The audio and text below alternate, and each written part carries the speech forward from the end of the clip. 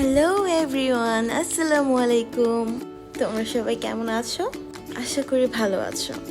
তো আজকে আমরা ক্লে দিয়ে ক্রাফটিং করব। আমার আম্মুর একটা পুরাতন মিরর ছিল, তো ওইটাকে আজকে সুন্দর করব।